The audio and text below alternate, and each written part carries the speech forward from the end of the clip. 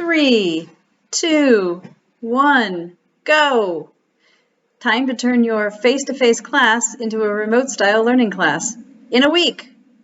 How in the world was I going to do this in a class that was set up primarily based on group work? I had my work cut out for me. The first thing I had to do was go buy some equipment. I decided that I needed to record all of our classwork sessions as videos and put them on YouTube so that our students had access to them if they couldn't come to class. So the first thing I did was buy a Snowball Blue microphone. I realized quickly on that my computer would not suffice as far as what I needed to do in terms of teaching remotely.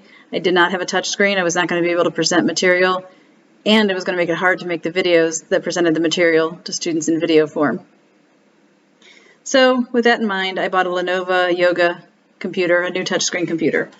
I've enjoyed it. I'm learning a lot. I'm going from Mac to PC, so it's been a learning curve. I also purchased a bamboo stylus so that I could write more easily on the screen and make it so it was legible for my students. And finally, I bought a whiteboard that I could just have in front of me that if I needed to write on, I could show it to the students and they could see it that way as well. After buying everything I needed to make my class work, it was time to start getting the videos made. A couple colleagues and I created the videos using the game bar function on the computer and recorded us doing the classwork and then posted these videos on YouTube. The students have used the videos a fair amount and seem to appreciate having them. Even if they're attending class, they like to have the option to go back and review these videos as well. The videos were then sent to all the instructors of the course so that they could post on their Blackboard page and students would have access to them. The next hurdle to overcome was learning how to use Blackboard Collaborate. Given that this course was set up as a group work style class, I wanted to be able to meet with my students and put them in groups. To do that remotely was going to be interesting. I am not a technologically literate person, so it took a lot of doing. It was very helpful that I had a colleague at University of Toledo, who was also using Collaborate, so she and I for a while got on together and played with each other's sessions. I then included some of my Columbus State colleagues and we set up Blackboard sessions just to see how it worked.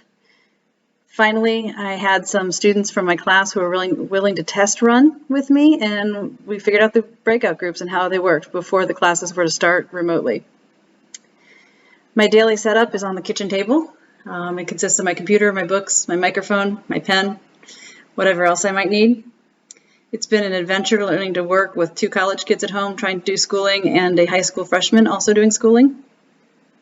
And if it's not my kids, it's my cats thinking that they should be taking over my workspace.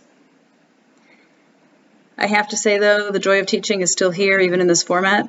It's been an adventure, but it has been a joy. It's been a joy to show my students how we can make this work and to be able to teach them still and to be able to put them into breakout rooms and have them be able to talk to each other in small groups. Beyond the learning aspect, my students have also helped each other with daily lives, how to help their students, how they get onto their own children's accounts, how to find a job when they're out of work. It's been interesting to have my students be able to communicate with each other and with me in that format. My students have responded very positively. I've had fairly good attendance, between about 70 and 90% between my 2 classes, and I've gotten emails from students saying how much they like this format. Some even prefer it to the traditional face-to-face format. And I'll end with my favorite thing. My very first day of class, I was visiting the breakout rooms to see how the students were doing on the group work, and this is what I found.